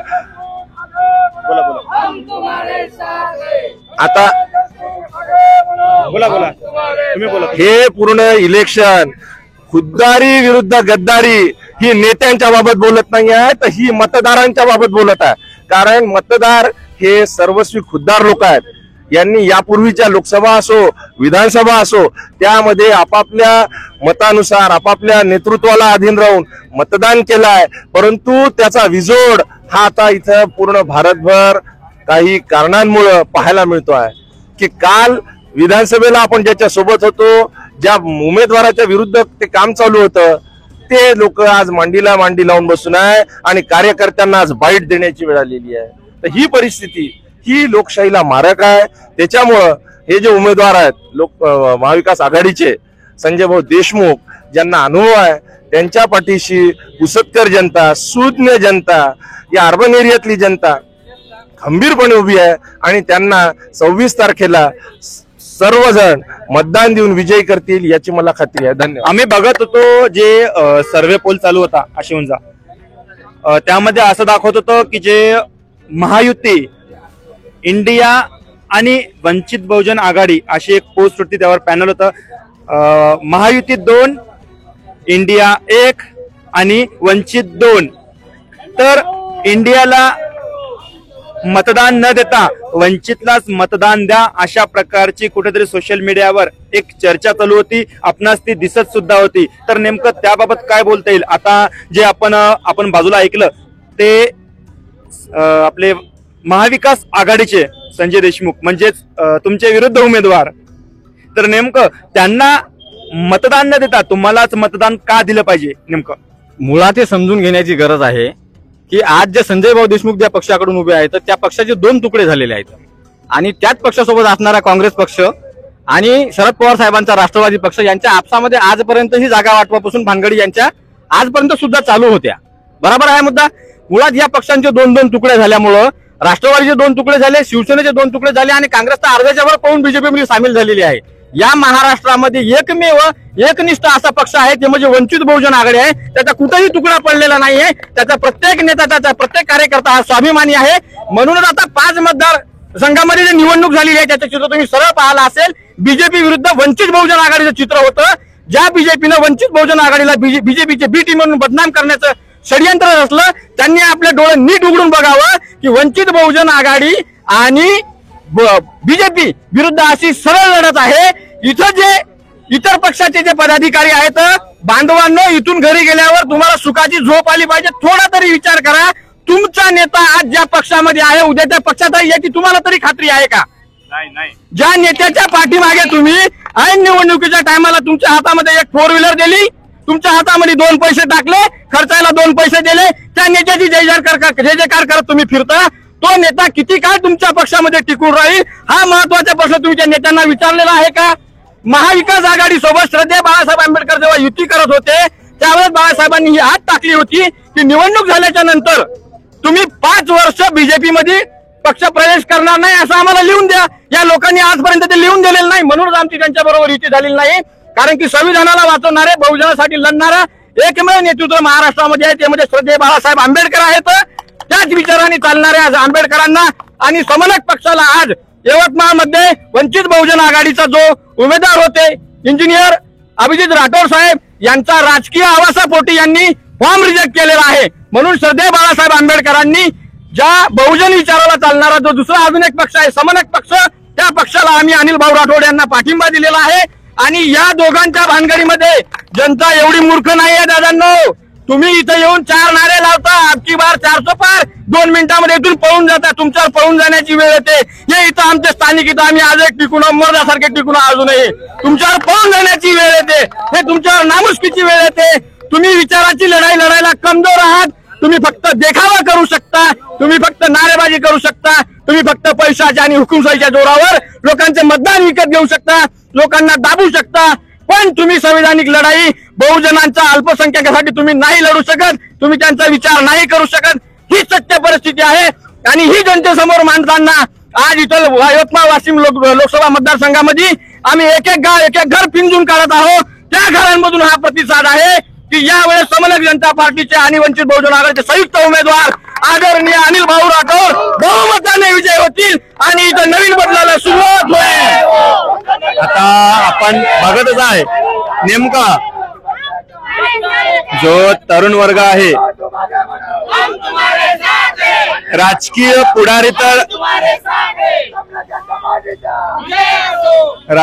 पुढारी तर त्यांचं गुणगान गाणारच. कोणताही असो, मी कोणत्याही एका स्पेसिफिक पक्षाला, कार्यकर्त्याला, नेत्याला टार्गेट करत नाही आणि करणारही नाही. ज्याची त्यांची तो बढाई करणारच. परंतु एक तरुण म्हणून तुला झालेला त्रास पहिले आत्ता नेमकं तुझं भविष्य, आता एका मार्फत म्हटलं जातं की तुझं भविष्य चांगलं होईल आणि दुसऱ्या मार्फत म्हटलं जातं की तुझं भविष्य अंधारात जाईल. तर नेमकं तू कसं काय बघतं ते निवडणुकीचं वातावरण, राजकारण? मी ज्ञानेश्वर राठोड म्हणून माझं नाव आहे. मी स्वतः हिंदू धर्माचा व्यक्ती आहे, म्हणजे हिंदू धर्म. तर माझं म्हणणं काय आहे की तुम्ही या बीजेपी वाल्यांनी जे हिंदू हिंदू मुद्दा उचललेला आहे ते चुकीचं आहे. नाही, हिंदू हिंदू म्हणाल मी नाव उचललेलं. बीजेपी भारतीय जनता पार्टी, मी हिंदू म्हणून म्हणलेलंच नाही. भारतीय जनता पक्षाने जे हिंदू हे एजेंडा सादर केलेला आहे तर हे पूर्णपणे चुकीचं आहे. कारण माझं म्हणणं काय की फक्त रामाचं नाव घेतल्याने जनतेचा किंवा आपला पोट भरत नाही.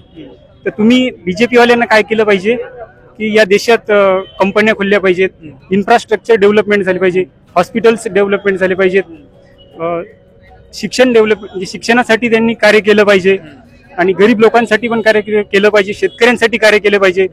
माझं म्हणणं काय, तुम्ही फक्त एजेंडा जे उचललेलं आहे राम राम राम, तर फक्त या देशाच्या विकासासाठी किंवा या देशाच्या स्वातंत्र्यासाठी फक्त हिंदूच लोकांना योगदान दिलेलं नाही, तर सगळ्याच धर्माच्या लोकांनी इथं योगदान दिलेलं आहे या देशात.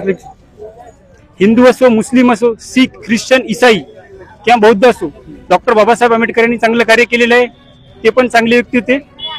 आणि माझं म्हणणं काय की बीजेपी वाल्यांचे हिंदू हिंदू हे मुद्दा उचललेला आहे ते पूर्णपणे चुकीचं आहे. तुम्ही या देशात फक्त रामाचं नाव घेतल्याने या देशाचा विकास होत नाही, किंवा कोणत्याही धर्माच्या म्हणजे चांगल्या व्यक्तीचा किंवा याचं नाव घेतल्याने देशाचा विकास होत नाही. तुम्ही देशाचा विकास करा, विकास होईल. आता आणखी आपल्याला बरेच जणांचं घ्यायचं आहे, बोल द्या मला. तर माझं म्हणणं काय की तुम्ही जे मीडियावाले आहेत ते पण बीजेपीचे समर्थन करतात. कारण आपण चुकीचे आरोप करायले, आमच्यावर चुकीचे आरोप. हो, तुमच्यावर बी आरोप आहे माझं. हो आहे, बरोबर आहे. कारण कसं आहे, ऐका इकडं, कारण अशा माझ्यासारखी जे सामान्य माणसं बोलतात तर ते क्लिप तुम्ही डिलीट करून टाकतात. हे मीडियाच आहे. भाऊला आपलं बॅकग्राऊंड नाही माहिती. नाही, नाही तुम्हाला म्हणजे स्वतः तुम्हाला व्यक्तिगत नाही म्हणत, मीडियामध्ये सगळे झाले समजा कोणतेच नाही नाही सगळे सारखे नाही म्हणाल मी, पण मीडियावाले असे खूप आहेत की ते आमच्यासारख्या सामान्य म्हणजे हो हो हो हो ठीक आहे हो हो चला खूप खूप धन्यवाद. बोलू दे मला बोलू दे मला पूर्ण बोलू दे हो नाही मला बोलू दे साहेब बोला बोला. तर मी स्वतः बेरोजगार तरुण आहे, तर या देशात नोकरीचे रिक्रुटमेंट निघाल्या पाहिजेत, याच्यावर बीजेपी काही कार्य करत नाही. आणि दुसरं म्हणजे हे हिंदू जे म्हणतात ते हिंदू जे म्हणतात हे पूर्ण चुकीचं आहे. कारण की रामाचं मी स्वतः हिंदू धर्माचा माणूस आहे, पण मी हिंदू धर्माला मानत नाही, मी फक्त मानवता या धर्माला मानणारा व्यक्ती आहे. तुम्ही म्हणता मी हिंदू आहे, मी मुस्लिम आहे, मी ख्रिश्चन आहे, मी ईसाई आहे, शीख आहे, मी बौद्ध आहे, या कोणत्याही धर्माला मानण्याने पोट भरत नाही. माणसानं कार्य केलं पाहिजे. अगदी आपण दोनच अभिप्राय घेणार यामध्ये, एक समनक जनता पार्टी आणि एक माझ्या उजव्या हाताला राहिलेले उद्धव बाळासाहेब ठाकरे शिवसेना यांचा. आता समनक जनता पार्टीलाच का निवडून दिलं पाहिजे, अगदी 2 शब्दामध्ये आपलं मत मांडा. सर जसं की विकासावर बोलण्यासाठी आपण इथं जमलेलो होतो, तर 76 वर्ष स्वातंत्र्य मिळून 76 वर्षामधून 1% विकास झालेला आहे का नुसती कागदोपत्रीच आहे. तर शासन जो सत्तेमध्ये आहे, मोदी सरकार जो सत्तेमध्ये आहे, जे महिलांचं संरक्षण करू शकत नाही. मणिपूर मधली राज्यामधली जी घटना घडली होती, 2 महिलांना नग्न भर रस्त्यात फिरवणं आणि त्या महिलेचा पती मिलिटरीमध्ये सीमेवरती सेवा करत होता आणि तो खंतपणे तो म्हणत होता की मी देशाचं संरक्षण करू शकलो पण माझ्या पत्नीचं संरक्षण नाही करू शकलो. ही किती खंताची गोष्ट आहे, किती दुःखदायक गोष्ट आहे. जर शासन सैनिकांच्या बायकोचं संरक्षण करत नसेल तर आमच्या सरकारची काय बिशत आहे, सर्वसाधारण महिलांची काय बिशत आहे. आणि मला समनक जनता पार्टी विषयी बोलायचं आहे. समनक जनता पार्टी का स्थापन करायचं काम पडलं, जसं आपल्याला 2 मुलं आहे आणि वडील जेव्हा 2 पेढे घेऊन घरी येतात आणि एका मुलाला अर्धा आणि एकाला 1.5 दिला तर ते मान्य नसते. ही आपली नैसर्गिक प्रवृत्ती आहे, आपल्याला दोघांना समान पाहिजे. तसं देशामध्ये देशाची जी संपत्ती आहे मालमत्त्याच्या समान अधिकार आहे. तसं त्यासाठी समनक जनता पार्टी सर्व समाजाला सोबत घेऊन चालणारी पार्टी आहे आणि समतावादी. आणि आज जे सत्तेमध्ये बसलेले लोक आहेत ना, हे आपल्याला धर्मामध्ये अडकून आपसात लढवण्याचा प्रयत्न करत आहे. कधी कोणत्या पार्टीत घुसतील, कधी एकत्र येऊन बसतील, जेवतील आणि आपण सर्वसाधारण लोक याच्यात भरडल्या जात आहे. तर मला वाटते इथं जे बी माझे बंधू आणि भगिनी आहेत यांनी या गोष्टीचा विचार करावा. मतदान हा आपला अधिकार आहे. डॉक्टर बाबासाहेब आंबेडकरांनी आपल्याला तो अधिकार दिलेला आहे. हा अधिकार आपण बजवायलाच पाहिजे. 5 वर्षांनी हा अधिकार यायलाच पाहिजे. ज्या आधीच्या खासदार भावनाताई गवळी होत्या, या फक्त आल्या, निवडून गेल्या, फक्त आपल्या मताचाच उपयोग त्यांनी घेतला. आपल्याकडे अजूनही आम्हाला एक वेळा तोंड दाखवलेलं नाही आहे. आणि यवतमाळ जिल्हा हे सोनं पांढऱ्याचं जिल्हा म्हणून ओळखलं जातं आणि जास्तीत जास्त शेतकऱ्यांच्या आत्महत्या यवतमाळ जिल्ह्यामध्ये झालेल्या आहेत. तर म्हणून मला असं वाटतं की ह्या जे सत्तेत बसलेले आहे यांना खाली खेचणं गरजेचं आहे. जनता यावेळेस या 2024 मध्ये जनता दाखवून देतील.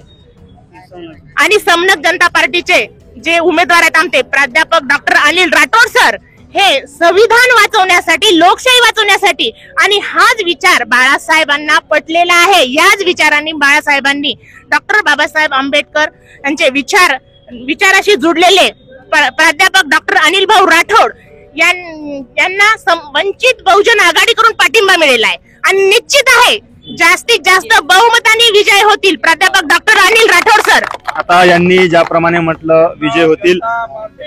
आता मुळात आपण बघतो की आपल्या पक्षामार्फत सुद्धा बोलल्या गेलेलं आहे की भावनाताई गवळी यांनी विकास काहीच नाही केला. अगदी बरोबर आहे की नाही? बरोबर आहे, एकदम बरोबर. एक माझा प्रश्न आहे, एकनाथ शिंदे यांनी तुम्ही म्हटल्याप्रमाणे पक्षाशी गद्दारी केली, त्यास किती वर्ष झाले? 1 वर्ष 2.5 वर्ष 25 पैकी 2.5 महिने केले तर किती राहिले भाऊ? साडे 22 वर्ष तर भावनाताई गवळी तुमच्या सोबतच होत्या. मग त्यांनी विकास केला नाही केला यावर काय बोलता येईल? त्यांनी विकास नाही केला. ज्यावेळेस विकास करायची वेळ आली त्यावेळेस भावनाताई गवळी ही खोक्याच्या लालचीने आम्हाला गद्दार झाली. तिने आमचं चिन्ह घेतलं. चिन्ह घेतल्यानं ती उद्धव साहेबांचा वारस होत नाही, बाळासाहेबांचा वारस होत नाही. त्यावेळेस तिने शिक्षणावर रेल्वे विकल्या. शिक्षण आतापर्यंत जे सरकार होते त्याने रेल्वे शिक्षण विकलं. आमचा जो आजचा उमेदवार आहे संजूभाऊ देशमुख, ज्यावेळेस संजूभाऊ देशमुखांनी कितीतरी शिक्षण संस्था काढलेल्या आहे आणि कोरोना काळामध्ये उद्धव साहेबांनी ज्यावेळेस पूर्ण जनता रोडवर मरत होती त्यावेळेस त्यांनी कितीतरी कोविडच्या रुग्णांना सांगितलं की तुम्ही घरामध्ये बसा, तुम्हाला घरपोच सेवा मिळेल आणि त्यांनी ते सर्व केले. राहिलं शेतकऱ्याच्या विकासाचा विषय तर आमच्या उद्धव साहेब ठाकरेंनी पूर्ण शेतकऱ्यांचं कर्ज माफ केलं. आतापर्यंत कोणीच केलं नाही. प्रत्येकी 2 लाख रुपये एका थंबवर माफ झालेले आहे म्हणून. आणि त्याच पक्षाकडून भावनाताई गवळी गद्दार झाली आणि तिची हालत काय झाली हो आज? धोबिका कुत्ता घर का ना घाट का, तिथंही वाऱ्यावरच फिरते आहे. परंतु आमचा जो उमेदवार आहे हा निवडून यावा. कारण मी सांगते या उमेदवाराच्या चरित्रावर दाग नाही आहे. त्याने काही गद्दारी केलेली नाही आहे, बेदाग आहे. आणि त्याने सगळे जे आवश्यक गोरगरिबाचे कार्य आहे ते आता सर तुम्ही प्रश्न विचारला होता की तुमचा उमेदवार शेतकऱ्यांपर्यंत पोहोचला का? आमच्या पक्षात जेवढे कार्यकर्ते आहेत प्रत्येक शेतकऱ्याच्या घरी जाऊन तुम्ही सर्कलमध्ये विचारू शकता. प्रत्येक शेतकऱ्यांच्या समस्या आम्ही सोडवण्याचा प्रयत्न आजपासून नाही नेहमीच करतो. हे गद्दार झाले म्हणून काय झालं, पण आम्ही निष्ठावंत कार्यकर्ते आहोत. आमचा उमेदवार सुद्धा निष्ठावंत आहे म्हणून आता निवडून फक्त 1 लाखाच्या वर लीड नाही येणार तर ती म्हणजे संविधान वाचवा, मशाल पेटवा. संजूभाऊ देशमुख तो मागे बढो. संजय देशमुख यांचे कार्यकर्ते आणि जे शिवसैनिक आहेत, संजय देशमुख निवडून आल्यानंतर काय विकास करतील अगदी 1 मिनिटामध्ये सांगून संपून द्या. सर्वात म्हणजे जे आर्थिक आज जे गोरगरिबांच्या किंवा नोकरीचा प्रश्न आहे ह्याचा पहिला मुद्दा हा राहील आणि जे शेतकऱ्यांचे काही प्रश्न असेल हा दुसरा मुद्दा राहतील आणि शिक्षणाची जे आता जी कंडिशन आहे किंवा त्याच्यावर एक तिसरा मुद्दा, हा 3 मुद्द्यावर आम्ही भर घालण्याचे प्रयत्न आम्ही कार्यकर्त्याकडून सांगण्यात येईल. आता जे राष्ट्रीय काँग्रेसचे कार्यकर्ते आहेत त्यांच्याच मार्फत नेमकं ते कशा प्रकारे यामध्ये आपलं मतदार मिळवण्याचे किंवा मतदान मिळवण्याचे कार्यकर्ते तुम्ही सांगा 2 मिनिटात. हा 2च मिनिटं बोलतो मी. बोला भाऊ. फक्त आता जे मंत्री आहे ना सर्व टोटल घरी जाणार आणि मणिपूरचा हिस्सा आम्ही घेणार. चला मणिपूर लेडीज जे अन्याय झालेला आहे त्यासाठी आम्हाला मैदानमध्ये उतरायचं काम पडायला लागलं. बस आमचाच माणूस तिथं पोहोचला, बाकी कोणी नाही पक्ष पोहोचले, एकही नाही पोहोचलेला. हो, बंजारा समाजाच्या नावावर आपल्या मतदारसंघाचं राजकारण ठरवल्या जाते. एक बंजारा युवक कशा प्रकारे या राजकारणाकडे बघतो अगदी 1 मिनिटामध्ये सांगा. जय मानवता, जय संविधान, जय भारत, जय विज्ञान. मी एक सर्वसाधारण एक शाहू फुले आंबेडकर या विचाराचा एक नागरिक असून मला असं एक वाटते की विरोधी पक्ष असो की सत्ताधारी पक्ष हे दोन्हीही एकमेकाच्या समर्थनातच काम करतात. सर्वसाधारण लोकांसाठी कोणी हिताचे काम करत नाही. आपण म्हणता की हिंदू खतरे में आहे. मी म्हणतोय की हिंदू जर खतरे में असतील तर 85% लोक हे हिंदू आहेत आणि आज हिंदू धर्माच्या हातामध्ये आज देशाची पॉवर ऑफ पठारणी आहेत. मग हिंदू कसा खतरेमध्ये राहील? मग तुम्हाला जर हे लावायची असेल तर हम दो हमारे दो असं लावा. म्हणजे आम्ही समजू की तुम्ही मुसलमान बांधवांना टार्गेट करताय, तुम्ही सरळ हिंदू बांधवांना टार्गेट करत आहेत. त्याचा मतलब असा आहे की आज 10 वर्षापासून आपण बघतोय जेव्हापासून मोदी सरकार सत्तेमध्ये आलेली आहे, महागाई वाढलेली आहे, बेरोजगार युवा मंडळी झालेली आहे आणि शिक्षणाचा आणि खिचडी खाऊन एकदम लो कॅटेगरीचं शिक्षण शाळेमध्ये देण्यात येत आहे. हे कुठेतरी मनुस्मृती या देशामध्ये लागू व्हावी आणि जसं हुकुमशाहीमध्ये देश होता तसाच आज हुकुमशाही या देशामध्ये लावण्यात यावी. तसाच आज कुठेतरी हा भारत देशाची वाटचाल चालत आहे. विरोधी पक्ष पण तसाच आहे आणि सत्ताधारी पण तसाच आहे. मी जेव्हा समनक जनता पार्टीचे उमेदवार माननीय अनिल भाऊ राठोड यांच्या एक कार्यक्रमाला गेलो होतो त्यावेळेस मला त्यांचे विचार पटले. आज मी खंबीरपणे असं सांगतोय की मी समनक जनता पार्टी आणि वंचित बहुजन आघाडी या पक्षाच्या विचाराने प्रेरित होऊन त्यांच्या पाठीमागे आहे. कारण की जर आपल्याला वाटत असेल मी हिंदू आहो, अरे हिंदूच्या नावानं जर समजा राजकारण होत असेल तर मग झळ कोणाला लागत आहे? आज हिंदू बांधवांना झळ लागत आहे ना. मग ज्याच्या हातामध्ये राजसत्ता असते त्याची प्रजा ही सुखानं असते. आज आपली प्रजा कुठे सुखाने आहे? एवढेच बोलून मी थांबतो. जय मानवता. आता शेवटचा अगदी प्रश्न आहे. सर्वांनाच माहित आहे पूर्वीची शिक्षण व्यवस्था आणि आत्ताची शिक्षण व्यवस्था. पूर्वीचं शिक्षण झेडपीचं जिल्हा परिषदचं शिक्षण सुद्धा आत्ताच्या कॉन्व्हेंटच्या शिक्षणाला लाजवेल एवढं चांगलं होतं, सर्वांनाच परिचित आहे. तुमच्या काळातलं शिक्षण आणि आत्ताचं शिक्षण त्यामध्ये काय फरक आला? अगदी 2 मिनिटात सांगा. खूप मोठी विसंगती आहे. या सरकारने काय केलं की आता जिल्हा परिषद पंचायत समितीच्या या शाळा आहेत हे सर्व बंद केले. मोदी साहेबांनी अगोदर सांगितलं होतं 2014 मध्ये सबका साथ सबका विकास. कास्तकाराच्या बाबतीत बोलले, कोणतीच भूमिका घेतलेली नाहीये. आज मणिपूर सारख्या ठिकाणी अशांतता, ताईबाईची म्हणजे हे झालेली आहे, बोलण्यासारखे प्रश्न नाही आहेत. आणि आज अवस्था एवढी देशाची बेकार आहे की म्हणजे ज्या काळात मोदी आदरणीय मोदी साहेब म्हणत होते महंगाई का म बोलणे के लिए मनमोहनजी तयार नाही, तर आज यांच्या काळामध्ये एवढी महागाई असून सुद्धा ब्रश शब्द काढत नाही आहेत. आणि हिंदू खतरे में आहे, हिंदू खतरे में, सत्ता तुमच्या हातामध्ये आहे. जातीय द्वेष भारतामध्ये पसरवू नका. हिंदू मुस्लिम सर्व मिळून हा देश झालेला आहे. डॉक्टर बाबासाहेब आंबेडकरांनी जी घटना लिहिलेली आहे ती घटना त्यांच्यामुळे अस्तित्वात राहणार नाही. याच्यामुळे यवतमाळ आणि वाशिम मतदारसंघातले मतदार लोक जे आहेत हे सुज्ञ आहे, विवेक बुद्धीचे आहेत, हे बराबर मतदान करतील आणि आमच्या निवडणुका चांगल्या पार पडतील.